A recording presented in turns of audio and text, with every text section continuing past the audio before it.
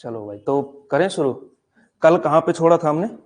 थोड़ा बहुत आदिकाल का जर्नलिस्टिक थोड़ा बहुत समझा था कि क्या क्या आदिकाल में चीजें मतलब हैं, किस किस तरह से चीजें थी, कि राजनीति किस तरह से चल रही थी, समाज क्या क्या कर रहा था, है ना, मठों मंदिरों में जो जो हो रहा था वो सब। ठीक है, तो आज हमने थोड़ा, अब हम साहित्य पर आ जाते हैं, लौट आते हैं। ठीक है, अभी आपको सीडीपी में सभी पढ़ते हैं, सीडीपी में सभी पढ़ते हैं ना?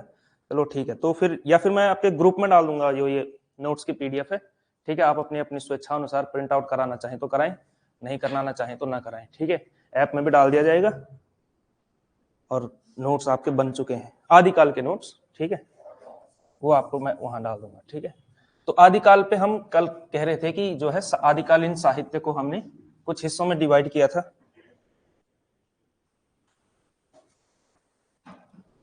आदिकालीन साहित्य, आदिकालीन साहित्य, तो इसमें हमने क्या क्या किस किस तरह से डिवाइड किया था पता है आप लोगों को? एक कहा था हमने कि क्या क्या होता है, धार्मिक साहित्य होता है। ठीक है, धार्मिक साहित्य होता है, एक क्या होता है, एक तो हमने कहा रासो साहित्य। इसको आप मतलब अगर हम चाहें तो एक दूसरी कैटेगरी, मतलब पूरी कैटेगरी को धर्मेतर साहित्य कह सकते हैं। धर्म साहित्य आप लोगों को दिख रहा है ना? चलो ऐसा कर लेते हैं। ठीक है, तो धार्मिक साहित्य दूसरा होता है, सॉरी, रासो साहित्य, है ना, रासो काव्य परंपरा जो थी। ठीक है, तो उसको कह सकते हैं हम रासो। एक तो हमने कहा था इसमें एक और परंपरा है, इसको हम लौकिक कह सकते हैं। ठीक है, और चौथा जो है प्रकार बन सकता है वो आपका गद्य का बन सकता है। ठीक है, इसमें आपने एक चीज समझनी है, कई बहुत सारी किताबों में ऐसा दिखा दिया हुआ होता है, जैसे मतलब बहुत सारी प्रमाणिक किताबों में भी इस तरह से है कि अपभ्रंश की कविताएं, ऐसा लिखा हुआ है, रासो लौकिक ये सब अलग किया हुआ है, अपभ्रंश अलग से लिखा हुआ है। ठीक है, और अपभ्रंश के अंदर आप देखेंगे, अपभ्रंश के अंदर या तो सारे के सारे जैन कवि होंगे, सारे जैन कवि हैं, प्लस एक व्यक्ति और है, उनका नाम है अब्दुल रहमान। ठीक है, अब्दुल रहमान ऐसा भी लिखा जाता है, और चाहे तो आप इसकी संधि कर लें। ठीक है, यहाँ पे और ऐसा भी लिखा जाता है अब्दुल रहमान। ठीक है, तो एक व्यक्ति ये हैं, तो मतलब पूरे जो अपभ्रंश वाली जो कविता आती है, अपभ्रंश में जिन्होंने लिखा है वो जैन कवि हैं, और कौन है? अब्दुल रहमान, एक व्यक्ति और है। ठीक है, एक आध कोई और रह जाए तो उतना इंपॉर्टेंट नहीं है। ठीक है, लेकिन सारे के सारे जो इंपॉर्टेंट लोग हैं, जैसे स्वयंभू, पुष्पदंत, हेमचंद्र वगैरह वगैरह, वो सारे क्या है आपके जैन कवि हैं। ठीक है, तो वो आपको जो है प्राप्त हो जाएगा। ये आप फिलहाल आप भी बनाओ अपनी अपनी राइटिंग में। ठीक है, आप लोगों का लेख बहुत अच्छा होगा। ठीक है, नहीं भी होगा तो कोई दिक्कत नहीं है। ठीक है, क्योंकि लेख का कोई रोल नहीं है। अच्छा, आप लोग राइटिंग का कितना महत्व मानते हैं किसी भी सब्जेक्टिव पेपर को करने के लिए, जिसमें लिखना पड़ता है पूरा? लेख कितना इंपॉर्टेंट होता होगा है? मतलब अगर बहुत, मतलब कितना, कि अगर उत्तर एवरेज भी है और लेख बहुत अच्छा है तो कितने नंबर मिल सकते हैं 10 में से? देखो मैं एक चीज बताता हूं आपको, जब कोई बड़ी परीक्षा होती है ना, एमए वगैरह की कह रहा हूँ, छोटे बच्चों की नहीं कह रहा, 5वीं तक तो लेख वगैरह ही देखा जाता है, साफ साफ लिख रहा है, क्या लिख रहा है, कैसे का। लेकिन जब बड़ा मतलब थोड़ा हो जाता है बोर्ड की परीक्षाओं में, क्योंकि सरकारी स्कूल के मास्टर होते हैं तो उनका बायस रहता है कि लेख अच्छा होना चाहिए, और बस बाकी तो फिर सेकेंडरी चीज। तो ये सब है, फिर गाना भी लिखा हुआ है तो भी नंबर मिल जाता है, ऐसा होता है कि नहीं है? लेकिन जब आप कोई थोड़ा सा भी बड़ी, जब यूनिवर्सिटी की पढ़ाई या कहीं और भी सब्जेक्टिव पेपर लिखें, किसी भी कॉम्पिटेटिव एग्जाम में लिखें, तो इस बात का ध्यान रखना कि अगर आपका लेख अच्छा है, ठीक है, तो 2 नंबर जहां मिलने चाहिए थे वहां 3 नंबर मिल सकते हैं। लेकिन लेख खराब है तो बहुत ज्यादा फर्क नहीं पड़ता। एकदम ही समझ में नहीं आ रहा है तब बात और है, तब उसको शायद गुस्सा आ जाए तो मतलब काट दे। पर अगर लेख खराब है तो नंबर कटता नहीं है, हाँ, मिलने पे नंबर मिल जाता है, बस ये बात होती है। एवरेज लेख है तो फिर कोई दिक्कत नहीं है। ठीक है, तो धार्मिक साहित्य में हम कह रहे थे कि 3 तरह के लोगों ने जो है साहित्य लिखा। एक तो हमने कहा था सिद्ध, ठीक है ना, सिद्ध परंपरा जो थी, सिद्ध। तो आज हमने सिद्धों से ही बात शुरू करनी है, ठीक है ना। तो यहां पर इसीलिए लेकर क्या रखा हूं मैं आप लोगों से, सिद्ध परंपरा जो है, सिद्ध कह सकते हैं इसको, संप्रदाय कहेंगे, सिद्ध मत कह लेते हैं, ज्यादा सही रहेगा। ठीक है, तो इनको जो है सिद्ध मत कह लेते हैं। ये थे कौन, क्या क्या ये लोग मानते थे, क्या क्या इनकी मान्यताएं थी। तो सिद्ध मत, जैसा कि आप लोगों ने जानते होंगे, आप लोग कितने सिद्ध माने जाते हैं? 84, ठीक है ना, 84 जो है सिद्ध माने जाते हैं। और ये किस धर्म से संबंधित है, यानी किस संप्रदाय से संबंधित है? बौद्ध धर्म से संबंधित हैं। ठीक है, अच्छा बौद्ध जो धर्म था ना, बौद्ध धर्म आप लोग, मैंने आपको बताया कि लगभग 5वीं-6ठी ईसा पूर्व में, 500 कुछ ईसा पूर्व में इस तरह से साल आता है, गौतम बुद्ध का जन्म हुआ था। फिर गौतम बुद्ध ने क्या किया, ज्ञान अर्जित किया, बहुत टाइम लगाया, शायद 6 साल लगाए, इसी तरह से एक बहुत लंबा चौड़ा टाइम लगाया, नहीं 12 साल तो उन्होंने लगाए, जो दूसरे वाले थे जैन महावीर स्वामी, 6 साल का शायद ऐसा कुछ, जो भी कालखंड लगाया, लेकिन बहुत टाइम लगा करके गौतम बुद्ध ने वो ज्ञान अर्जित किया। ठीक है, अब गौतम बुद्ध को ज्ञान हो गया तो मतलब फिर नाम भी चल गया, खूब चल गया, सब कुछ हो गया, लेकिन बाद के चेलों को तो उतना ज्ञान था नहीं जो उन्होंने सुना था। अब जैसे जो किसी से व्यक्ति से सुनेगा उसको थोड़ा सा उसकी तुलना में कम ज्ञान प्राप्त होगा, तो ऐसे ऐसे परंपरा में क्या होता रहेगा, ज्ञान थोड़ा कम होता रहेगा। और बुद्ध ने किया क्या, बुद्ध के बारे में ये कहा जाता है कि उन्होंने बहुत गहरी स्तर की बातें कर दी। बौद्ध जो दर्शन है वो बहुत ज्यादा गहरा है, वो मतलब ऐसा है कि आम आदमी के बस का है ही नहीं समझना। कठिन प्रश्न है, जैसे मृत्यु क्या है, मृत्यु क्यों है, अब इसका जवाब दे दिया होगा बहुत ज्यादा कठिन, आम आदमी की समझ में वो आए नहीं। हो सकता है चेलों के भी समझ में ना आ जाए, है ना, तो चेलों के भी समझ में आया नहीं, तो उन्होंने फिर क्या कर दिया, जब चीजें समझ में नहीं आती तो फिर जो प्रतीकात्मक चीजें होती हैं, जो धार्मिक अनुष्ठान वगैरह जैसी चीजें होती हैं कि धर्म उसको पाना है, ईश्वर को पाना है, तो कुंडली जगाओ और 3 दिन 3 तक तपस्या करो, ऐसा करो वैसा करो, ये सारी चीजें सेकंड, ये सारी चीजें ऊपर आ जाती हैं, तत्व मीमांसा नीचे चली जाती है, जो ज्ञान की बातें वो नीचे चली जाती हैं क्योंकि वो बहुत ज्यादा गहरी है। ठीक है, और गहराई किसी को पसंद आती नहीं है, आम आदमी को। ठीक है, इस वजह से क्या हुआ कि बौद्ध धर्म जो था वो 2 रास्तों में टूट गया। इसकी यात्रा समझे आप, बौद्ध जो धर्म था वो 2 रास्ते इसके बन गए। एक को कहा जाता है महायान, ठीक है ना, एक को कहा जाता है हीनयान। ठीक है, महायान का मतलब क्या है, ये महायान मतलब महान रास्ता नहीं है। ठीक है, महायान का मतलब क्या है, यान का मतलब क्या होता है, वायुयान जैसे, है ना, तो वायुयान मतलब ये महायान यानी बड़ी गाड़ी, हीनयान यानी, हीन का मतलब छोटा, तो छोटी गाड़ी। जो बौद्ध का, जो बुद्ध का जो असली वाला दर्शन था वो दरअसल हीनयान था। ठीक है, और ये क्या था, ये बिगड़ा हुआ रूप था, ये बाद के लोगों ने किया। आम आदमी को समझाने के लिए क्या किया जाता है, आसान तरीकों से समझाया गया, आसान मतलब चीजें करके समझाया गया, तो उसको कहा जाता है महायान और इसको कहा गया हीनयान। ठीक है, इन दोनों में एक और चीज जो है इंपॉर्टेंट, इन दोनों में एक बहुत बड़ा अंतर है। ठीक है, किसी भी चीज से जब आपको मोक्ष प्राप्त करना होता है, मतलब किसी भी चीज से आपको मोह छुड़ाना होता है, तो 2 तरीके हो सकते हैं। क्या तरीके हो सकते हैं, 2। फॉर एग्जाम्पल, आजकल सबसे खतरनाक एडिक्शन जो चलता है वो फोन का एडिक्शन है। ठीक है, सब फोन के रोगी हैं, इंक्लूडिंग मी, सब कोई है। ठीक है, और कोई ऐसा है जो कहता है कि मैं फोन नहीं चलाता हूं, मैं जो है अभी तक 19वीं सदी में जी रहा हूं और जो है मुझे फोन की आदत नहीं है। सबको है कि नहीं है, और बहुत ज्यादा है, कई बार ज्यादा भी हो जाता है। ठीक है, 6-6, 8-8 घंटे का स्क्रीन टाइम बनता है। तो इसको जो है, अब इसको खत्म करना है हमें, फॉर एग्जाम्पल मोह से, इसका मोह जो है हमें खत्म करना है, तो हमारे पास 2 तरीके हो सकते हैं। या तो एकदम मतलब फोन को जो है कहीं दूर कहीं छुपा दो, कि अपने भाई को कहो इसको कहीं छुपा करके आ जाए, ऐसी जगह रखना कि कोई प्राप्त कर ही ना सके। ठीक है, उसको वो उसने जमीन में गाड़ दिया कहीं पे, ऐसा कर दिया। ठीक है, और वो जो है फिर आपने क्या किया, कीपैड वाला फोन रख लिया। कीपैड वाले फोन में कितना एडिक्शन हो जाएगा उसमें, तो फिर मतलब उसको तो देख के ही मतलब दुख होता है कि क्या है कि नहीं है। तो वो वाला एक तरीका वो हो सकता है कि एकदम आप कट जाएं, एकदम छोड़ देना है हर चीज को, है ना, वो चीज का विचार भी नहीं आने देना है, इस लेवल पे क्या है ना, कंट्रोल करना है। उसको कहा जाता है निवृत्ति मार्गी, निवृत्ति मार्गी यानी कि एकदम कटाव कर देना, छोड़ देना, चीजों को त्याग देना। ठीक है, और दूसरा तरीका हो सकता है इतना फोन चला लिया, लगातार 48 घंटे फोन चला लिया, एक टाइम के बाद क्या होगा, फिर जो है फोन फेंकने का मन करेगा कि हटाओ इसको मेरे सामने से। इस तरीके से जो है 2 तरीके हो सकते हैं क्या, मोह को छोड़ने के। ठीक है, किसी बच्चे को अगर बहुत ज्यादा किसी किसी वस्तु विशेष की मतलब लत सी हो, बहुत ज्यादा, कोई बच्चा अगर बहुत ज्यादा आइसक्रीम खाता हो तो उसके साथ ऐसा किया जा सकता है। ठीक है, 200-300 रुपए का इन्वेस्टमेंट है।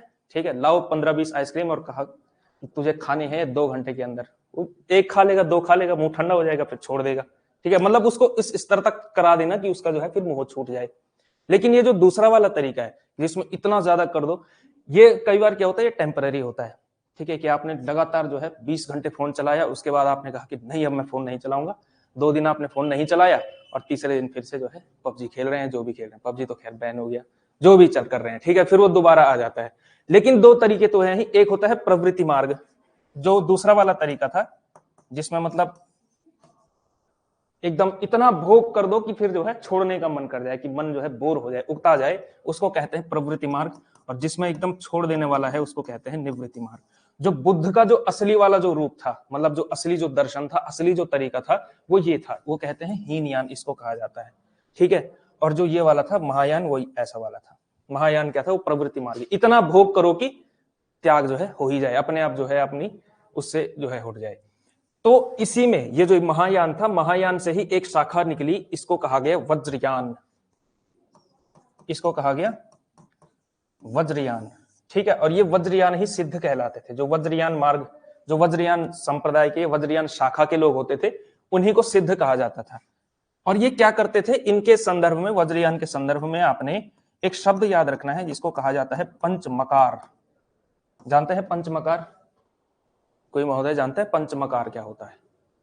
पंचमकार होता था इसके वज्रयानियों में, सिद्धों मतों में पंचमकार एक चीज आती है। पंचमकार का मतलब क्या है? 5 म की ध्वनियां, यानी कि म से शुरू होने वाली 5 चीजें, ठीक है। इंसान की बेसिक नीड्स में ना, या जिसकी आदमी को एडिक्शन हो सकता है, ये 5 चीजें यही हैं। जैसे इनमें से एक है मांस, दूसरा है मदिरा, तीसरा है मत्स्य, एक होता है मैथुन, एक होता है मुद्रा, ठीक है। ये पंचमकार हैं, 5 म की ध्वनियां हैं, ठीक है ना। मांस समझ रहे होंगे आप लोग, है ना। मदिरा भी समझ ही रहे होंगे।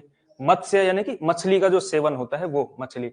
मैथुन यानी सेक्स, ठीक है ना। और मुद्रा मतलब, मुद्रा का मतलब मैंने गूगल या इन जगहों पर कहीं कहीं देखा तो वहां पे भुना हुआ अनाज शब्द यूज हो रहा था, ठीक है। और मुद्रा एक तरह से पैसे को भी कहा जाता है, ठीक है।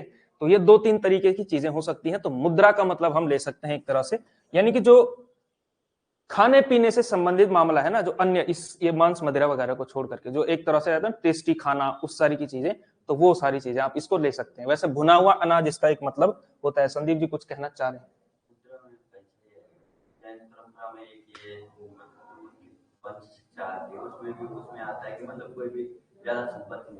हाँ, तो पैसा ही आएगा ना उसमें, हाँ। लेकिन कहीं आप देखेंगे, गूगल सर्च करोगे, हाँ, उसमें आप गूगल सर्च करोगे या कहीं और देखोगे कुछ साइट्स में, तो बल्कि प्रामाणिक साइट्स में, जैसे कि जो उससे रिलेटेड हैं, जो ठीक ठाक बात कर सकते हैं इस पे, उन साइट्स में मुद्रा का मतलब भुना हुआ अनाज है। तो मतलब आप कह सकते हैं संपत्ति से ले ले थोड़ा बहुत, मतलब इसका समझने के लिए, ठीक है ना।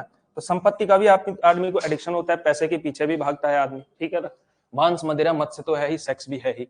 तो ये सारी चीजें ये लोग क्या करते थे, इतना भोग करते थे कि इनको जो है ये इस तरह से करते थे कि मांस इतना, मदिरा इतना, सेक्स इतना, मत्स्य इतना, और पैसा भी इतना इकट्ठा करना है, इतना हो जाए कि क्या करें, बाद में मोह छूट ही जाए। छूटता उठता है नहीं, ठीक है। जब इतनी अगर किसी को लत पड़ जाए इन 5 चीजों की, तो फिर वो कहां से छोड़ेगा। तो समझ लो आप, मतलब बौद्धों की क्या हालत हो चुकी थी उस टाइम पे। इसी से, यहां से परेशान होकर के नाथ साहित्य तभी निकला। नाथ जो पंथ निकला गोरखनाथ वाला, वो यहीं से निकला, क्योंकि इतना ज्यादा जो हो चुका है, इतना विकृत, इतना बिगड़ा हुआ हो चुका है कि यहां से फिर, अच्छा ये क्या करते थे, तंत्र मंत्र वाले लोग थे, तांत्रिक लोग थे, ठीक है। इंटरेस्टिंग बात है ये कि इनसे पहले भारतीय परम जो हिंदू ब्राह्मण धर्म, हम जिसको ब्राह्मण धर्म कह रहे हैं, जिसमें उपनिषद वेद वगैरह को माना जाता है, जो कि आजकल चलता है। एक सामान्य हिंदू, आजकल आप में से जो सामान्य हिंदू, आपका दर्शन क्या है अगर मैं ये कहूंगा तो? आप किस मत के जो है फॉलो करते हैं? आप किस मत को आप फॉलो करते हैं? किसको कह रहे हैं? शैव मत को आप फॉलो करते हैं। अच्छा, इसका मतलब जो शैव मतवादी होगा वो विष्णु को स्वीकार नहीं करेगा, शैव मतवादी वो होता है। अच्छा, आप लोगों को क्या बताया गया है आपके? नहीं, शैव मत का देखो, हाँ, शैव मत का मतलब ये नहीं होता है कि वो शिव जी की पूजा करता है, वो शैव मत नहीं होता है कि 16 सोमवार का व्रत रख लिया, वो शैव मत नहीं है। शैव मत क्या है? अपने आप में गहरा दर्शन है, जो एक आम हिंदू है ना, एवरेज हिंदू है, ठीक है। यहाँ मतलब उत्तर भारत में क्या, लगभग पूरे, मतलब भारत में, मतलब पूरे भारत की गारंटी नहीं दी जा सकती, लेकिन जनरली एक बड़ा हिस्सा है उसको, जो वो मत आजकल फॉलो करता है, उसको कहा जाता है वेदांत, ठीक है। वो क्या है? वेदांत दर्शन को जो है फॉलो करता है। आप लोग क्या मानते हैं? भगवान विष्णु को साक्षात नारायण मानते हैं?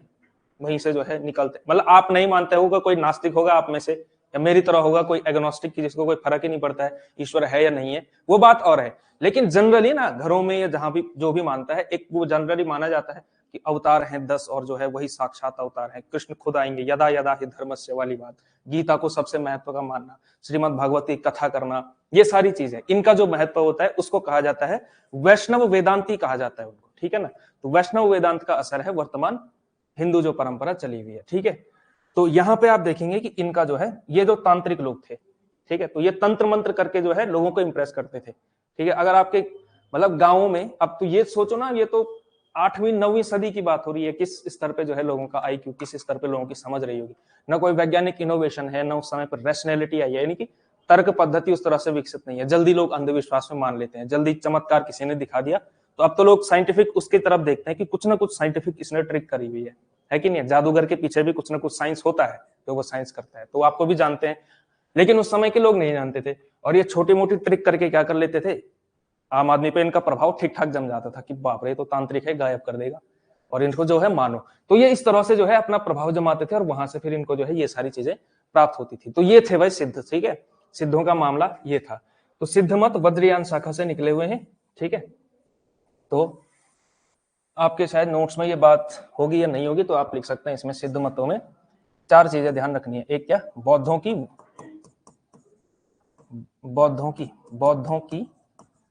जो है महायान की वज्रयानी शाखा वाले थे, ठीक है। और 84 सिद्ध जो है माने जाते हैं, 84 सिद्ध हैं।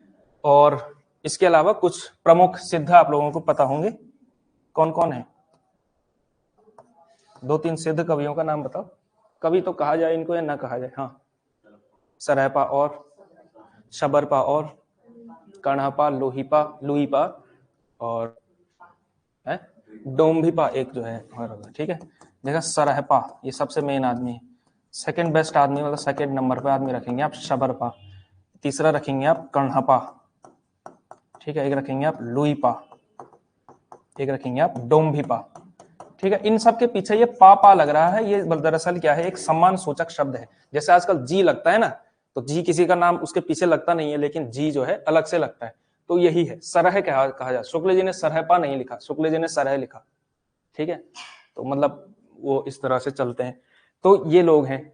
अच्छा, सिद्ध साहित्य पर अगर हम बात करें, सिद्ध साहित्य क्या क्या है, सिद्धों ने किस किस तरह का साहित्य लिखा। अच्छा, ये होगा, सब होगा आपके नोट्स में, ठीक है। तो फटाफट ही नोट कर सकते हैं आप, जनरली मतलब ऐसे गंदी राइटिंग में भी कर सकते हैं, कोई दिक्कत नहीं है। तो दूसरी बात हम कह रहे थे, सिद्धों का साहित्य किस तरह का है। सिद्धों का जो साहित्य है वो 2 तरह का साहित्य उन्होंने लिखा हुआ है। सिद्ध साहित्य किस प्रकार 2 तरह का है। एक तो लिखा इन्होंने है, नहीं रास रासो इनका थोड़ी है। एक तो इन्होंने लिखा है दोहा, या तो इन्होंने दोहा लिखा, ठीक है। इसके लिए एक और शब्द चलता है, दुहा भी कहते हैं उसको, दुहा से ही दोहा निर्मित माना जाए। दोहा समझते हैं ना आप लोग, दोहे पढ़े हैं जीवन में, ठीक है। किसके दोहे पढ़े हैं? कबीर के पढ़े हैं, रहीम के पढ़े हैं, ठीक है ना, सभी के पढ़े हैं। दोहा हो गया दोहा। दूसरा प्रकार का इन्होंने लिखा चर्यापद, ठीक है। ये 2 तरह की रचनाएं सिद्ध लोग करते थे, ठीक है। या तो दोहा लिखते थे, दोहा करते थे, या फिर चर्यापद लिखते थे। दोहा, ये इनमें आपको क्या मिलता है, ये दोहा जो लिखते थे इसमें आपको मिलेगा, अब देखो क्योंकि बौद्धों का है ना, ठीक है। अच्छा, इसमें एक और चीज आपने ध्यान रखनी है कि ये जो सिद्धों का जो मत दिखेगा आपको, सिद्ध हो गए, नाथ हो गए, या फिर जैन भी हो गए, ये सारे लोग मिल करके क्या करते थे, वर्ण व्यवस्था का खंडन करना है, ठीक है। ब्राह्मणवाद का खत्म, वो जो है उसका विरोध करना है, आडंबरों का विरोध करना है, ये सब। हालांकि खुद कितने आडंबरवादी हैं वो अलग, मतलब दूसरों के आडंबर का विरोध करना है, अपना क्यों करना है कि नहीं, समझ रहे होंगे आप लोग। तो वो सारी चीजें इन सब का विरोध करते थे। तो ये सब यानी कि मतों का खंडन मंडन करना, उपनिषद को गलत ठहराना, क्योंकि आप लोग जानते हैं बौद्ध क्या था, एक नास्तिक दर्शन था। आपको दर्शन का पता है जनरल, जो भारतीय दर्शन है, भारतीय दर्शन 9 प्रकार के दर्शन माने जाते हैं। मतों का खंडन मंडन यानी कि जो दूसरा मत है उसको जो है क्या करना, उसको जो है काउंटर करना, उसके विरोध में तर्क देना, उसमें जो है ये सब किया जाता था दोहा में, ठीक है। चर्यापद में 2-3 तरह की चीजें आती हैं आपको। जैसे चर्यापद से दिनचर्या भी लिखा हुआ हो सकता है, कि सिद्ध को जो है किस किस तरह की दिनचर्या अपनानी चाहिए, क्या क्या करना चाहिए। इसके अलावा उन्होंने अपने जो है धर्म के प्रचार की बातें यहां पे की जाती है, कि इस तरह से ध्यान लगाओ, इस तरह से पंचमकारों का सेवन करो, ये करो, ऐसे करो, वैसे करो, ये धर्म की प्रचार की बातें ये सब आती थी, ठीक है ना। तो ये 2 तरह का साहित्य जो है आपको सिद्धों के अंदर दिखता है, ठीक है। इसके अलावा कुछ फैक्चुअल जानकारी वो आपके नोट्स में मेंशन किया हुआ है, ठीक है। जो दोहा कोश, ये एक रचना है, ठीक है ना, दोहा कोश। जनरली इसको सरहपा की मान लिया जाता है, लेकिन इसका संपादन जब प्रबोध चंद बागची नाम के एक व्यक्ति ने किया, ठीक है ना, प्रबोध चंद बागची। तो प्रबोध चंद बागची ने 3 लोगों का नाम इसमें लिया, प्रबोध चंद बागची। एक क्या कह रहे थे वो, तो से शुरू होता है, एक सरहपा और 2 लोग और थे, तो उनका जो है उन्होंने संपादन किया है दोहा कोश का। ठीक है, बहुत कम संभावना है कि इसका संपादक पूछा जाए, लेकिन फिर भी जो है याद आप लोग कर ही सकते हैं। ठीक है, इसके अलावा एक किताब ये संपादित हुई थी, बौद्धगान ओ दोहा, बौद्धगान ओ दोहा। ठीक है, बौद्धगान ओ दोहा क्या था, सिद्धों के, यानी कि सिद्धों की रचनाओं का बांग्ला लिपि में, ठीक है ना, बांग्ला लिपि में जो है संपादन किया। ठीक है, बौद्धगान ओ दोहा नाम से, और इसका संपादन किसने किया, ये किया है हरप्रसाद शास्त्री ने, हरप्रसाद शास्त्री ने। ठीक है, तो ये बांग्ला में किया हुआ है, हरप्रसाद शास्त्री ने। ठीक है, जो ये लोग थे सिद्ध लोग, सिद्धों ने जो अपना प्रभाव जमाया, जब यहाँ काम करते थे, ये किस साइड काम करते थे, बिहार के उस तरफ, जो यानी कि पूर्व का इलाका, ईस्टर्न इलाका आप लोग ले सकते हैं, बंगाल की तरफ, उड़ीसा, बंगाल, है ना, बिहार, क्योंकि आप लोग जानते हैं बिहार जो शब्द बना है वो दरअसल विहार से बना हुआ है, और विहार किसके सेंस में यूज होता है, बौद्धों के पवित्र स्थलों के लिए विहार शब्द यूज होता है। ठीक है ना, अब बिहार में ही उनको वो हुआ था, ज्ञान प्राप्त हुआ था, है ना, तो जो बौद्धों का था वो जनरली उनका उधर ही रहा, मतलब प्रभाव जो था वो उधर ही रहा। नाथों का आप देखेंगे कि इधर रहेगा, पश्चिम की तरफ, राजस्थान इधर की तरफ, है ना, दिल्ली से इधर उत्तर प्रदेश, वेस्टर्न उत्तर प्रदेश, वहां आपको उनका प्रभाव नजर आएगा नाथों का। तो सिद्ध समझ में आ गया। ठीक है, कुछ ऐसा है नहीं समझने लायक इसमें कि बहुत कठिन काम हो। इसके अलावा आते हैं अगले आपके नाथ।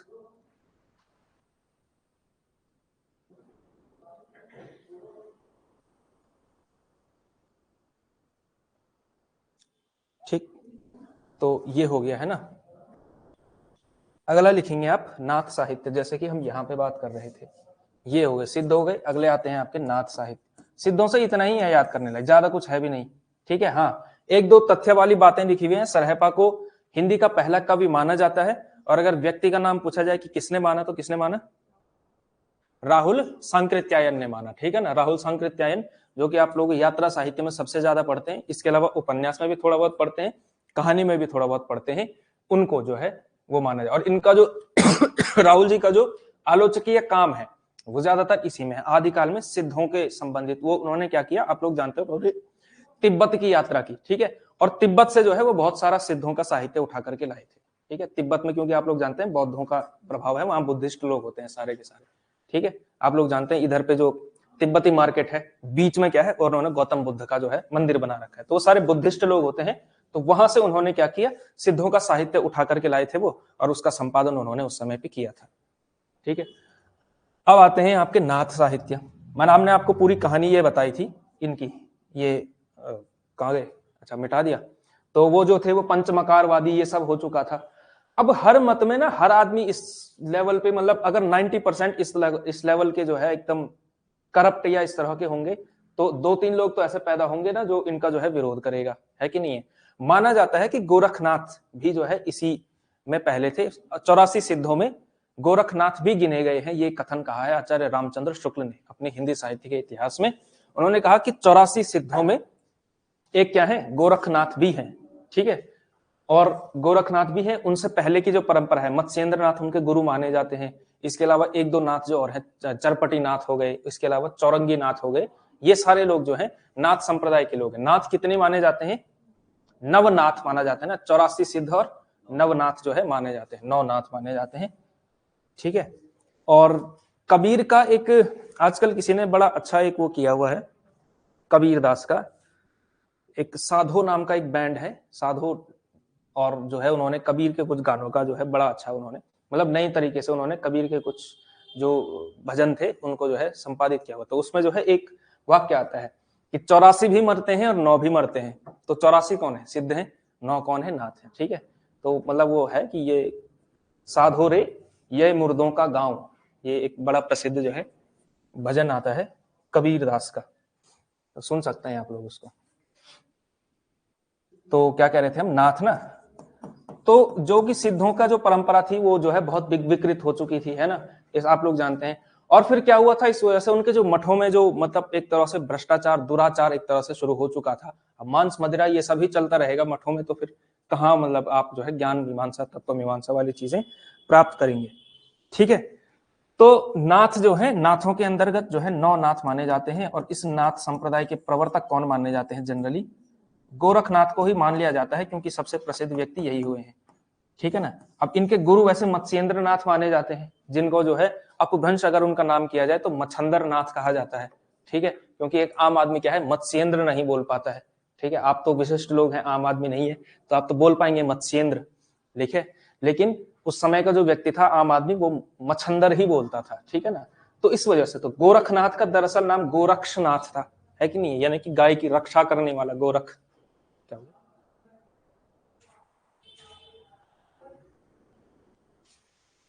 तो गोरखनाथ, ठीक है ना। तो इनके सबसे प्रसिद्ध व्यक्ति कौन हुए हैं, गोरखनाथ में। गोरखनाथ, इनके यहां से केवल एक ही कुछ याद करने वाली चीजें हैं, 9 नाथ हैं, और इन्होंने क्या किया, सिद्धों से अपना मार्ग अलग किया। ठीक है, तो नाथ किया क्या, सिद्धों से अपना मार्ग अलग किया। अच्छा, इंटरेस्टिंग बात देखो आप, वो नाथ पंथ, अब देखो कैसे चीजें बदलती हैं। नाथ समझते होंगे, आजकल एक नाथ बड़े प्रसिद्ध चल रहे हैं, सुना होगा आप लोगों ने, योगी आदित्यनाथ, है ना, तो वो यही है नाथ पंथ वाले, गोरखपुर वाले। गोरखपुर क्या है, गोरखनाथ के नाम पर पड़ा हुआ शहर, तो वो जो मठ है वही है। ठीक है, नाथ पंथियों का मठ है। अब देखो उसका स्वरूप कितना ज्यादा बदल चुका है।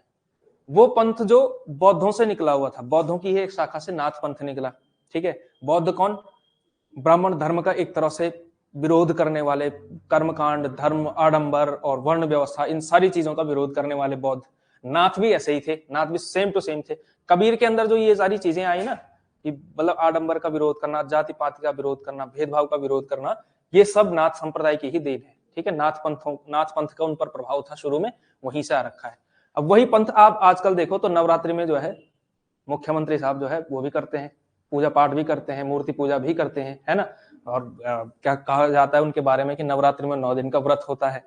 ठीक है, इसके अलावा नाथपंथियों का चोगा जो भी रहा होगा मैं नहीं जानता हूं, लेकिन आजकल भगवा वस्त्रधारी वो हो चुके हैं। ठीक है, हिंदू हृदय सम्राट भी है ही, तो स्वरूप देखो कितना बदल जाता है कि नहीं है। तो जो परंपरा वहां से शुरू हुई थी सिद्ध, अच्छा बौद्ध किसके लिए क्यों मतलब बौद्ध धर्म क्यों आया, जो हिंदू धर्म था मतलब जिसमें जो बुराइयां थी उसी को काउंटर करने के लिए आया। ठीक है, उसके विरोध में जो चीज विकसित हुई थी, वहां से जो चीज निकली हुई है आज घुल मिल करके वहीं शामिल हो चुका है। तो जो मठ है वो आजकल क्या है, वो मतलब परम मठ है, मतलब कहा जा सकता है हिंदू धर्म का जो है वो हिंदू धर्म ध्वज रक्षक बने हुए हैं। तो आप समझ सकते हैं ना स्वरूप किस तरह से बदलता है। ठीक है, अब मैं नहीं कह रहा हूं कि वो मतलब ऐसा उन्होंने ड्रामा कर दिया, ऐसा कर दिया, स्वरूप अपने आप बदल जाता है। ठीक है, धीरे धीरे प्रभाव जमा होगा। और इन लोग स्वामी विवेकानंद और इन लोगों का भी प्रभाव था कि बहुत सारे जो इस तरह के लोग थे, जो जैन लोग आप लोग देखते होंगे आजकल, जो अपने सरनेम पे पीछे जैन लगाते हैं, वो जैन मत के ही लोग होते हैं, लेकिन फिर भी क्या है वो अपने आप को काउंट करते हैं हिंदू में, और एकदम धूम धड़ाके से के साथ जो है नवरात्रि का व्रत, होली, दिवाली सब कुछ जो है सेलिब्रेट करते हैं। ठीक है, त्योहार सेलिब्रेट करना और मतलब धर्म और आस्था के साथ सेलिब्रेट करते हैं, ऐसा जो है पाया जाता है। ठीक है, तो सिद्धों से मार्ग अलग किया उन्होंने। और फिर गोरखनाथ के बारे में 2-3 चीजें हैं, इनकी रचनाओं का संपादन किया गोरखबानी नाम से। ठीक है, और गोरखबानी नाम से ये जो संपादन किया है, ये किया हिंदी साहित्य से पीएचडी करने वाले पहले व्यक्ति ने। ठीक है, उनका नाम था पीताम्बर दत्त बर्थवाल, डॉक्टर पीताम्बर दत्त बर्थवाल। इन्होंने किया काशी हिंदू विश्वविद्यालय से, और इनके जो गाइड थे ये पहले जो है शोध विद्यार्थी थे, डॉक्टर इनसे पहले किसी का नहीं लगा। ठीक है, डॉक्टर पीताम्बर दत्त बर्थवाल। ठीक है, और इनके जो शोध निर्देशक थे, नाम सुना होगा आप लोगों ने, श्याम सुंदर दास। ठीक है, श्याम सुंदर दास। तो श्याम सुंदर दास जी के निर्देशन में इन्होंने किया था, और इनका जो काम है वो भी सिद्धों और नाथों पर काम है। तो गोरखबानी का संपादन किया था डॉक्टर पीताम्बर दत्त बर्थवाल ने, और उन्होंने कहा कि इनकी जो है 14 रचनाएं प्रमाणिक हैं। ठीक है, इसके अलावा 1-2 नाथों का नाम और गिन सकते हैं आप लोग, जैसे एक है चरपटनाथ। चरपटनाथ, ठीक है। अपने भाई बहन किसी का नाम देना हो तो ये नाम दिया जा सकता है, चरपटनाथ। एक है चौरंगी नाथ, ठीक है। एक दो नाथ और देख सकते हैं आप लोग जो भी, ठीक है। तो ये लोग हैं आपके नाथ। नाथ संप्रदाय से भी इतना ही है, इससे ज्यादा कुछ याद करने लायक नहीं है, ठीक है। जो जनरली याद करने वाली बातें वो वहां। अच्छा हाँ, इनके बारे में, गोरखनाथ के बारे में आपके नोट्स में एक कथन भी दिया हुआ होगा आचार्य हजारी प्रसाद द्विवेदी का। द्विवेदी जी ने एक बहुत महत्वपूर्ण बात कही। उन्होंने कहा कि शंकराचार्य के बाद अगर कोई पूरे भारतवर्ष में इतना महिमान्वित हुआ है, महिमान्वित मतलब जिसकी इतनी महिमा मानी गई, जिसका इतना प्रभाव जमा, तो गोरखनाथ का ही जमा। और बात सच भी लगती है कि शंकराचार्य का प्रभाव है, 4 मठ स्थापित कर दिया, ऐसा कर दिया, वैसा कर दिया, है कि नहीं। और गोरखनाथ उसके बाद नंबर 2 पे आते हैं कि गोरखनाथ का नाम जो है बच्चा बच्चा हर कोई जानता है, बचपन में ही जो है लोग नाम सुन लेते हैं गोरखनाथ का, ठीक है। शंकराचार्य का भी सुन लेते हैं। तो ये 2 लोग ऐसे हैं शंकराचार्य के नंबर 2 पे, ठीक है। ऐसा नहीं कि शंकराचार्य से आगे, लेकिन अगर उनके बाद अगर किसी का नाम सुना गया सबसे ज्यादा परंपरा में, तो गोरखनाथ का नाम सुना गया, ठीक है। तो नाथ संप्रदाय भी हो गया। इसके बाद आते हैं आपके कौन, नाथ हो गए। इसके बाद आते हैं जैन, ठीक है। जैन मत वाले लोग, जैन कौन थे? जैन थोड़ा सा लंबा है, इसको मिटा ही दिया जाए, क्या ही फायदा है इसका। जैन वाले जो लोग थे, जैन। अब इसके बाद आते हैं आपके जैन मत। जैनों के बारे में कहना ही क्या, 24 जो है इनके वो माने जाते हैं, और वही लोग हैं, ठीक है। उन्होंने फिर जो है उसी मत को चलाया, ये सब। तो जैन मत के कुछ कवियों का नाम जानते हैं आप लोग? स्वयंभू, और जो आदिकाल में 50-60% से ज्यादा लोग हैं, 50-60 के 70% जो कवि हैं, जो आपको मतलब थोड़ा सा याद करना है, जिन्होंने स्पेसिफिक रचनाएं लिखी हैं, जिनको आपको याद करना है, वो जैन कवि ही हैं, ठीक है। तो जैन कवियों के कुछ कुछ नाम देखो आप लोग, जैसे एक है स्वयंभू, ठीक है। एक है आपके स्वयंभू के बाद एक लिखा जाता है, कई जगहों पर पुष्पदंत मिलता है, कई जगहों पर पुष्यदंत मिलता है। तो ये जो है एक और नाम है, ठीक है। इसको जो है पुंड भी कहा जाता है इनको, ठीक है। इसके अलावा एक और व्यक्ति मिलते हैं आपके हेमचंद्र नाम के, ठीक है। इसके अलावा बहुत सारे नाम हैं, हेमचंद्र हो गया। इसके अलावा देवसेन हो गए आपके, देवसेन। इसके अलावा जिनदत्त सूरी, चलो ये जिनदत्त सूरी, इनका नाम थोड़ा सा बाद में भी आएगा, रासो वाले उसमें, क्योंकि इनमें जो है थोड़ा सा उस तरह की रचनाएं लिखी है, ठीक है। इसके अलावा एक कवि आता है आसागु कवि, आसागु कवि, ठीक है। तो ये सारे लोग जो है मेनली इसमें आते हैं। एक दो नाम और होंगे, वो आपके उसमें दिया हुआ है कि इनकी कौन कौन सी रचनाएं हैं, ये नोट्स में आपको जो है प्राप्त हो जाएगा। तो जैसे स्वयंभू का आप देखेंगे, स्वयंभू की रचनाएं क्या क्या है। अच्छा, जैन मत इन कवियों से पहले थोड़ा सा ये चीज देखेंगे आप, इन्होंने भी 2 तरह की कविताएं लिखी है, ठीक है। इन्होंने भी क्या लिखी, 2 तरह की कविताएं लिखी। एक तो इन्होंने लिखा है, इसको कहा जाता है मुक्तक कविता, आप कह सकते हैं मुक्तक काव्य। दूसरा लिखा इन्होंने चरित काव्य, और इसीलिए ये महत्वपूर्ण हो जाते हैं चरित काव्य की वजह से, चरित काव्य की वजह से। मुक्तक काव्य और चरित काव्य, ये 2 तरह की कविताएं इन्होंने लिखी। मुक्तक काव्य में वही सिद्धों और नाथों के ही समान, क्या मतलब खंडन मंडन, आप सीधा सीधा लिख सकते हैं। खंडन मंडन का मतलब समझ रहे हैं ना आप लोग, और मतलब वर्ण व्यवस्था का विरोध, ये वो सो सब कुछ, ठीक है। वेद का विरोध आप लोग जानते हैं। जैसे आपको जो, चलो बीना जी आपको तो पढ़ाया गया था जहां तक मुझे याद आ रहा है, अब आपको लग रहा है कि क्या पूछा जाने वाला है यहाँ पे। दर्शन पढ़ाया गया था आपको, भारतीय दर्शन, मतलब पढ़ाया नहीं गया था, कम से कम नाम लिखाए गए थे कुछ, याद है आपको? 2 प्रकार के दर्शन होते हैं भारतीय, कौन कौन से? 2 प्रकार, मतलब चलो जो आपको याद आ रहा है उसके बारे में बताओ। जिस दिन वो भक्तिकालीन दर्शन सारा चला था उसी दिन हुआ था। कुछ नहीं आ रहा है याद, कुछ भी नहीं आ रहा है, हल्का हल्का आएगा भी, मैं कहूंगा आपको, चलो मैं हिंट देता रहूंगा, जहां पे याद आ जाए बता देना। दर्शन, जो भारतीय दर्शन होता है वो 2 प्रकार के माने जाते हैं, एक होते हैं आस्तिक और नास्तिक। आस्तिक कितने प्रकार के होते हैं? आस्तिक होते हैं 6 प्रकार के, नास्तिक 3 प्रकार के, टोटल हो गए 9 दर्शन। नास्तिक दर्शनों का नाम बताओ। बौद्ध, जैन और चारवाक, ठीक है ना, चारवाक। ये बहुत खतरनाक दर्शन है, चारवाक दर्शन। अच्छा, ये चारवाक दर्शन से संबंधित कोई रचना अगर पढ़नी हो तो यशपाल का एक बड़ा कालजयी उपन्यास है, बड़ा अच्छा, बहुत महान उपन्यास है। उस उपन्यास का नाम है दिव्या, ठीक है, पता है ना, यशपाल का उपन्यास है दिव्या, एक उपन्यास है, उसमें जो है एक चारवाक व्यक्ति आता है, ठीक है, और बड़ा मतलब रोचक उपन्यास है, बहुत अच्छा उपन्यास है। हालांकि उसको पढ़ने के लिए आपकी हिंदी का स्तर बहुत अच्छा होना चाहिए, शब्दावली जो है समझने के अंदर आपको जो है अच्छा वो होना चाहिए, क्योंकि एक पेज पढ़ने में 15-15 मिनट भी लग सकते हैं, और एक पेज कितना होगा, छोटा सा 2-3 पैराग्राफ वाला।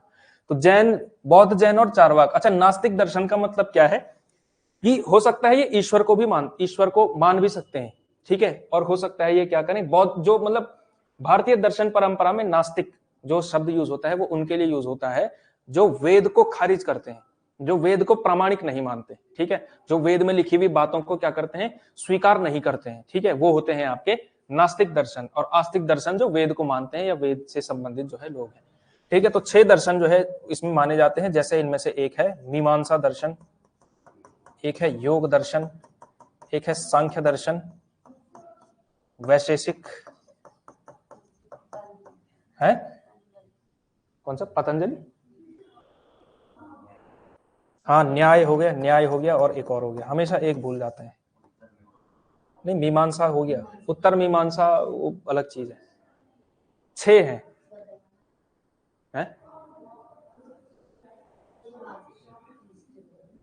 वेदांत है शायद यार, अगला वेदांत ही है, लेकिन वेदांत तो ये सारे ही होंगे फिर। चलो देखते हैं, जो भी होगा, एक तो 6 है टोटल में। नहीं, योग हो गया, सांख्य योग, न्याय, वैशेषिक, एक और है यार, चलो जो भी है, अच्छा, और वो अलग बात है।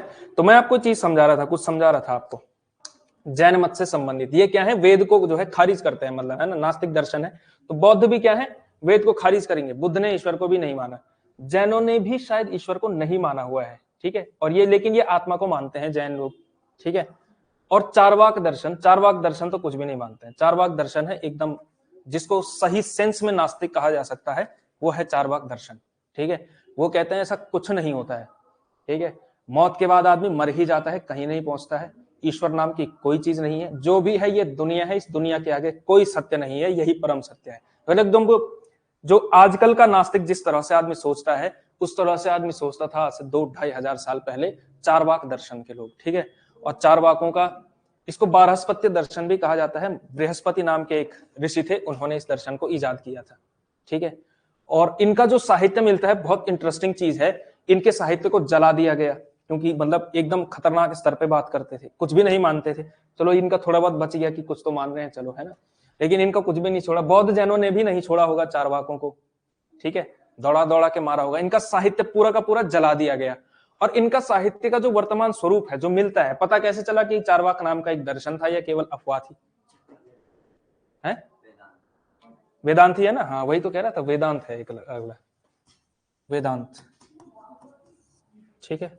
तो संदीप जी को और गूगल को, दोनों को धन्यवाद, ठीक है, कि आपने जो है, तो चारवाक दर्शन के बारे में, तो इनका जो साहित्य मिलता है वो बड़ा इंटरेस्टिंग तरीके से मिलता है। ये मिलता है इनको खारिज करने वाले लोगों के बीच। कैसे? इनको जिन्होंने खारिज किया कि चारवाक लोग जो है वो ऐसा ऐसा कहते हैं, और फिर जिस नीचे से लिखा हुआ है कि ऐसा ऐसा क्यों गलत है, ये गलत कहते हैं, ऐसा कहते हैं, वैसा कहते हैं। तो उस स्वरूप में जो है इनका दर्शन, इनका जो है साहित्य बचा रह गया, कुछ 90% तो जली गया, लेकिन रेफरेंस के रूप में कि चारवाक तो ऐसा ऐसा बोलते हैं, उनका जो है श्लोक दे दिया होगा। जैसे नरेंद्र मोदी जी ने कुछ साल पहले एक बार चारवाकों का एक वो वाला कहा था, ऋणम कृत्वा घृतम पिबेत वाली जो बात है, वो एक श्लोक बड़ा प्रसिद्ध चलता है इनका, कि दुनिया के आगे कुछ नहीं है, इसके बाद मरने के आदमी कोई नर्क वर्क नहीं जाता है, ठीक है। इसलिए इसी मतलब जन्म में क्या करो, ऋणम कृत्वा घृतम पिबेत, यानी कि क्या करो, कर्जा लो और घी पियो, ऐश करो, कुछ नहीं है, मर जाओगे, कहीं नहीं पहुंचोगे, जो है यही है, ठीक है। इस तरह का मतलब ये उसलिए कहा हुआ, पढ़ने लिखने वाले लोग हैं, ऐसा नहीं कि मतलब उड़ाने वाले ही लोग हैं, ये पढ़ने लिखने वाले लोग हैं, लेकिन कहा ही इसीलिए गया है। तो इस तरह के कुछ रेफरेंस जो है बच गए हैं चारवाकों के, ठीक है, वरना इनका जो साहित्य है वो जलाया गया है जनरली। तो खंडन मंडन जो है आपको मुक्तक कविताओं में मिलता है, और चरित्र काव्यों में आपको एक चीज मिलती है या तो इन्होंने क्या किया, चरित काव्यों में इनके यहां मिलता है आपको, एक मिलेगा आपको इनके यहाँ कि या जो इनके पुराने जैन जो है मुनि थे, पुराने जैन मुनि, यानी कि जो अपने उनकी प्रेरणादायक कहानियां, ठीक है, महावीर की कहानियां आप लोगों ने सुनी होंगी, वो सारी कहानियां, तो जैन मुनियों की पुरानी कहानियों पर आधारित लिख दिया चरित काव्य। या फिर जो भारतीय या हिंदू परंपरा में प्रचलित कहानियां पहले से चली आ रही हैं, उन्हीं को जो है जैन मत के अनुसार जो है मोड़ देना। जैसे एक स्वयंभू की एक रचना आप लोगों ने सुनी होगी, पौम चरिऊ, ये रचना पौम चरिऊ, ये दरअसल अपभ्रंश का शब्द है, अगर हम इसका वो करें संस्कृत में निकालें तो पद्म चरित इस तरह से नाम आएगा ना, पद्म चरित्र या चरित जो भी आएगा इस तरह से नाम आता है। पौम चरिऊ क्या है, और ये पौम चरिऊ है एक तरह का चरित काव्य, ठीक है। चरित काव्य में क्या होता था, ये पौम चरिऊ की कहानी कैसी है, ये रामायण की कहानी है, ठीक है, पूरी की पूरी रामायण की कहानी है, और अंत में क्या करते हैं, जो राम है वो जैन मत स्वीकार कर लेते हैं, ठीक है। तो समझ गए आप चरित काव्य कैसे है, जो हिंदुओं की परंपरा जो पुरानी कहानियां हैं उन्हीं को क्या कर दिया, अपने हिसाब से ढाल दिया, तो वही जो है चरित काव्य बन गया। तो या तो जैन मुनियों की कहानियां या फिर भारत की, यानी कह सकते हैं समाज में प्रचलित कहानियां, समाज में की प्रचलित कहानियां, तो प्रचलित कहानियों को क्या कर दिया, अपने हिसाब से तोड़ मोड़ करके अपना क्या किया, इनको अपना यानी कि जैन मत का प्रचार किया। तो ये दो तरह की कविताएं इन्होंने लिखी हुई हैं। तो पौम चरिऊ क्या है, रामायण है जिसमें राम अंत में जैन मत स्वीकार कर लेते हैं, ठीक है, जैन हो जाते हैं, ठीक है। अब दिगंबर जैन होते हैं या दूसरे वाले होते हैं, क्या होते हैं वो, श्वेतांबर, हाँ, तो कौन से वाले जैन होते हैं, वो वाली बात है, ठीक है। तो इस तरह से इंटरेस्टिंग बात है कि नहीं है। तो इस तरह की इन्होंने लिखी, या तो खंडन मंडन किया ये जो कि इनका एक तरह से धर्म समझते हैं ये, और चरित काव्य इन्होंने लिखा है, ये सारे लोग हैं। इनके जो है लिस्ट आपको पूरी मिल जाएगी, किस किसने क्या क्या लिखा हुआ है, कोई बता सकता है, चलो स्वयंभू की रचनाएं कौन कौन सी हैं, पूरी लिस्ट आपको जो है नोट्स में बना करके दे रखी होगी, अभी मैं दे देंगे आपको ग्रुप में, या ग्रुप में डाल ही देता हूं मैं, कोई तो देख तो लेगा कम से कम। क्या कह रहे हैं,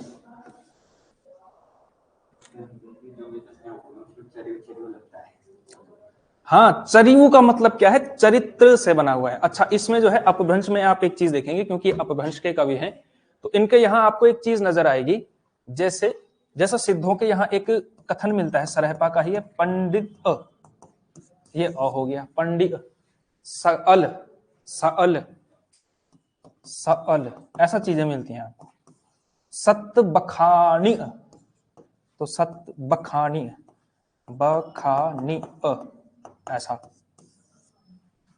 इस तरह से मिलता है। और ये क्या है, ये दरअसल है क्या, अल्पप्राण महाप्राण जानते हैं, कौन कौन जानता है, आप जानती हैं, पक्की बात आप जानती हैं, हाँ ना बोल, नहीं जानते हैं कोई बात नहीं, आएगा व्याकरण में, ठीक है, ऐसे नहीं भेजेंगे आपको परीक्षा में, बताओ जानते हैं ना। तो जितना भी थोड़ा बहुत नहीं जानते हैं, मतलब ऐसा समझो, अल्प प्राण का मतलब क्या होता है, हाँ, जो पहला तीसरा पांचवा वर्ण है, ठीक है, जैसे क ग और अंग, ये वाला जो तीन है उसको कहा जाए अल्प प्राण।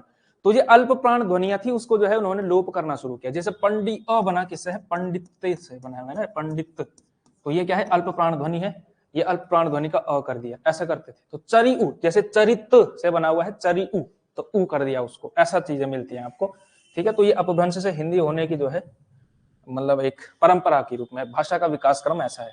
तो स्वयंभू की तीन रचनाएं मिलती हैं आपको, कौन कौन सी, एक मिलती है आपको पौम चरिऊ, पौम चरिऊ, दूसरा मिलता है आपको रिट्ठे मणिचरिऊ, रिट्ठे मणिचरिऊ, रिट्ठे मणिचरिऊ, ठीक है, और तीसरा मिलता है आपको स्वयंभू छंद, स्वयंभू छंद, ठीक है। पुष्यदंत का एक जो सबसे महत्वपूर्ण रचना है वो है महापुराण, इसमें इसने क्या किया, 63 महान लोगों का जो है वर्णन इसमें मिलता है। इसका जो पूरा नाम है महापुराण का एक और नाम चलता है 63 महापुरुष, 63 महापुरुष गुणालंकार,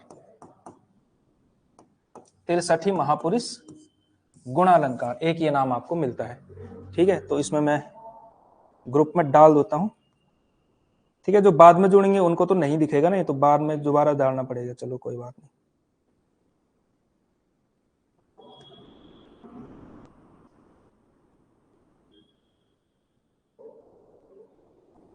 लो भाई, तो देख सकते हैं आप लोग, जिसके पास अभी वर्तमान समय में फोन है वो जो है उसमें देख सकते हैं। ठीक है, तो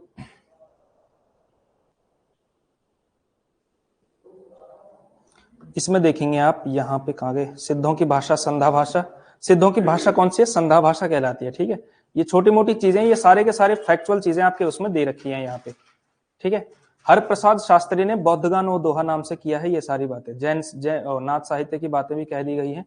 जैन मत में एक तो मुक्तक काव्य, एक है चरित काव्य। ठीक है, स्वयंभू के 3 ग्रंथ माने गए, पौमचर्यु, रिठैमणिचर्यु और स्वयंभू छंद। ठीक है, अच्छा स्वयंभू के बारे में कुछ फैक्चुअल बातें क्या क्या है। इनको कलिकाल का कह रहा हूं मैं। इनको कहा जाता है अपभ्रंश का वाल्मीकि, अपभ्रंश का व्यास, और एक और कहा जाता है, कुछ और भी कहा जाता है इनको। 2-3 जो है इनके उपमाएं जो है इनको दी जाती है, 3-3 नाम दी जाती है। अपभ्रंश का कालिदास, यानी कि 3 जो सबसे बड़े कवि हुए उनका नाम दिया जाता है। हाँ जी, इसका है वो पुष्यदंत का है शायद, नहीं स्वयंभू का भी आता है, नया कुमार चर्यु, रिठैमणि चर्यु ही सुना है मैंने तो, नया कुमार चर्यु, स्वयंभू छंद।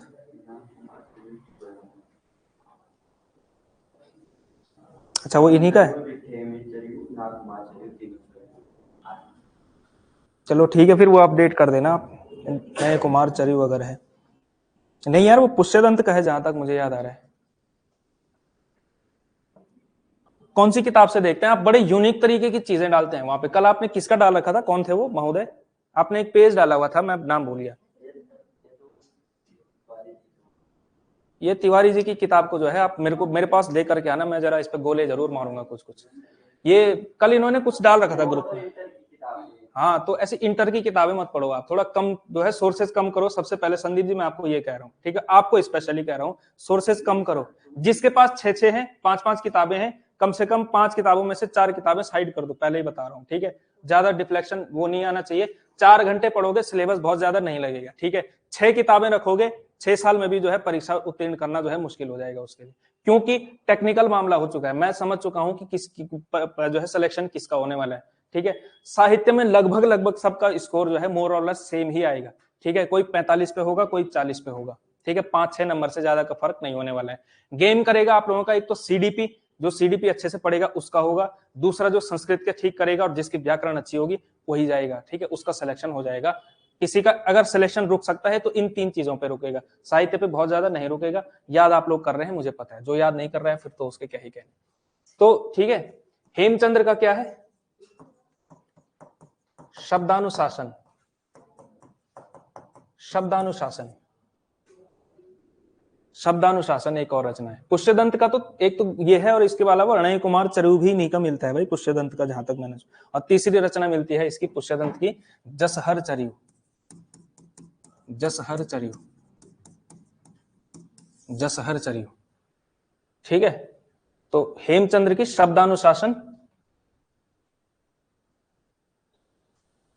अच्छा, हेमचंद्र को एक चीज कहा जाता है, हेमचंद्र को क्या कहा जाता है? प्राकृत का, प्राकृत का पाणिनि कहा जाता है। पाणिनि कौन है? संस्कृत व्याकरण के जो सबसे बड़े आचार्य हुए, उनके नाम, उनके ग्रंथ का नाम क्या है? अष्टाध्यायी। ठीक है, वो संस्कृत के व्याकरण का सबसे मतलब महान ग्रंथ, सबसे प्रामाणिक ग्रंथ है। ठीक है, तो उसी तरह से जो ये शब्दानुशासन रचना है, इस ये जो है प्राकृत का व्याकरण है।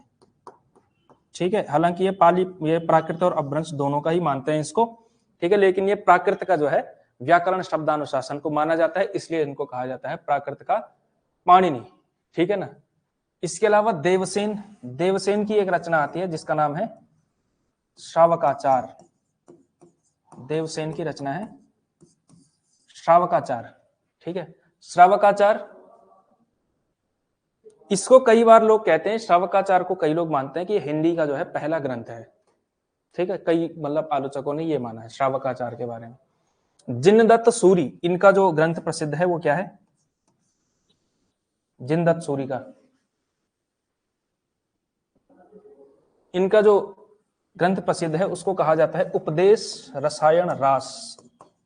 उपदेश रसायन रास। वैसे ये रास परंपरा की शुरुआत इन्होंने ही की है। ठीक है, जिनदत्त सूरी ने जो अच्छा रासो सुनेंगे तो वो क्या है, दरबारी काव्य है। रास सुनेंगे तो वो जैन कवियों का है, ठीक है, मतलब जैन कवियों का है, ठीक है। जैसे उपदेश रसायन रास, एक है भरतेश्वर बाहुबली रास, ठीक है। इसके अलावा एक है रेवतांगिरी रास, ठीक है। इस तरह से कुछ रास और मिलेंगे, वो जैन कवियों से संबंधित आप मानेंगे। तो उपदेश रसायन रास उस परंपरा के, रास परंपरा का, रासो नहीं, रास परंपरा का पहला ग्रंथ माना जाता है, ठीक है। जिनदत्त सूरी। आसगु कवि का क्या माना जाता है? आसगु कवि की रचना है नेमिनाथ रास, नहीं, आसगु का देख ही लेते हैं। आसगु का है चंदन बाला रास, ठीक है। इसके अलावा कुछ और कवि दिए हुए हैं आपके यहाँ। विजय सेन सूरी का रेवतांगिरी रास, एक जैन आचार्य मेरुतुंग हुए, मेरुतुंग, मेरुतुंग का है प्रबंध चिंतामणि, ठीक है। और एक सोमप्रभ सूरी हुए, उनका नाम, उनका है कुमारपाल प्रतिबोध, ठीक है। तो ये सारे आपके नोट्स में जो है आपको मिल जाएंगे, वो सारे आपने याद करने हैं। याद करने वाला काम आपको करना है, मुझे तो नहीं करना है, ठीक है। तो ये आते हैं आपके सिद्ध हो गए, नाथ हो गए, जैन हो गए, तीनों के तीनों आ जाते हैं। सबसे ज्यादा संख्या इन्हीं की है। एक व्यक्ति आपके अपभ्रंश में रह जाते हैं, अब्दुल रहमान। अब्दुल रहमान, अब्दुल रहमान की क्या है? संदेश रासक, है ना। तो ये पहले जो है हिंदी में माने जाते हैं कि ये पहले मुस्लिम थे, ठीक है। पहले मुस्लिम यानी कि मुसलमान कवि जिन्होंने जो है हिंदी में रचना की, संदेश रासक नाम से। और इनके ये क्या है, दरअसल दोहे हैं, है ना। दोहे ही लिखे होंगे इन्होंने संभवतः, ये लिखा हुआ है। अच्छा, कुछ फैक्ट आपके यहाँ पे लिखे हुए हैं जो आपको समझने हैं, वो समझ में कभी कभी नहीं आता है। आदिकाल के शुरुआत में ही यहाँ पे एक फैक्ट दिया हुआ है, रामचंद्र शुक्ल का जैसे एक कथन लिखा हुआ होगा आपके यहाँ पे। रामचंद्र शुक्ल का कथन आप देखिए कि इन्होंने कहा, कहाँ गया, हाँ, उस समय जैसे गाथा कहने से प्राकृत का बोध, अजय प्रकृति हो गया यार, कहने से प्राकृत का बोध होता था, वैसे ही दोहा या दूहा कहने से अपभ्रंश का पद्य समझा जाता था। इस तरह से एक मिलता है, ठीक है। उन्होंने कहा कि जिस तरह से गाथा कहने से प्राकृत का बोध होता था और मतलब दोहा कहने से अपभ्रंश का बोध होता था। इसका मतलब क्या है कि जो प्राकृत का जो अपना छंद है, जो मतलब कह सकते हैं सबसे फेमस छंद है, सबसे प्रचलित छंद था उस समय पे, गाथा था। उसको गाहा भी कह लेते हैं यहाँ के लोग, ये लोग, ठीक है, क्योंकि अपभ्रंश का शब्द है ना।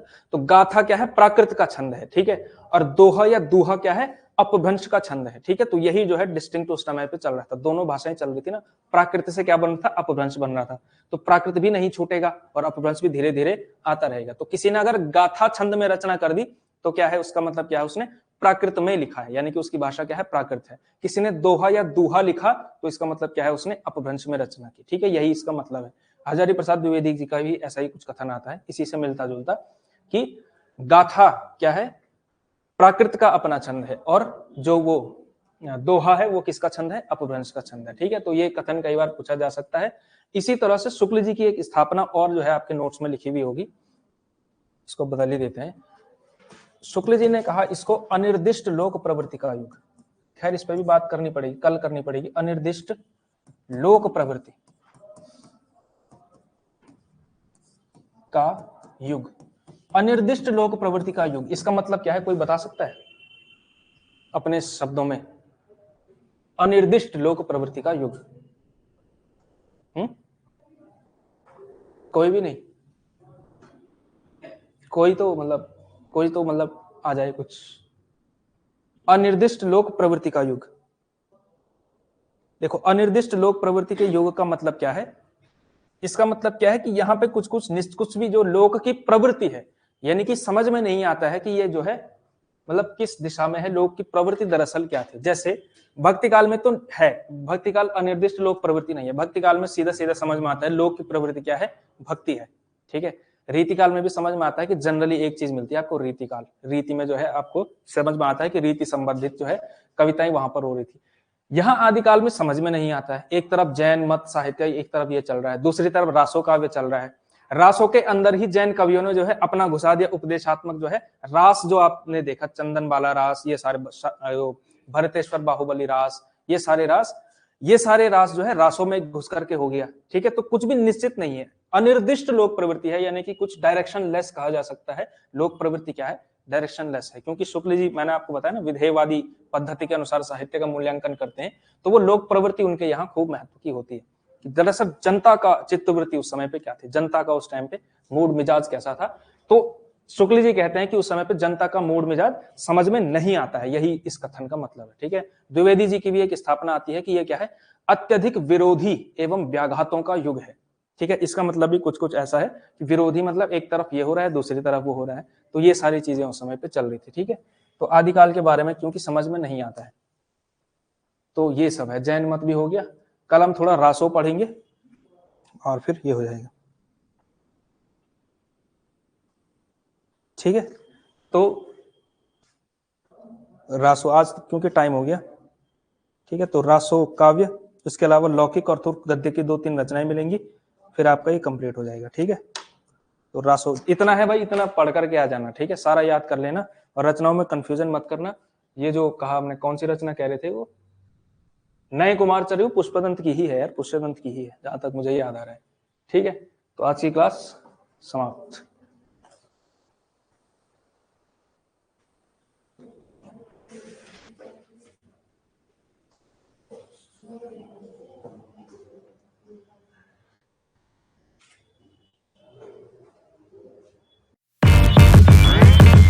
Damn.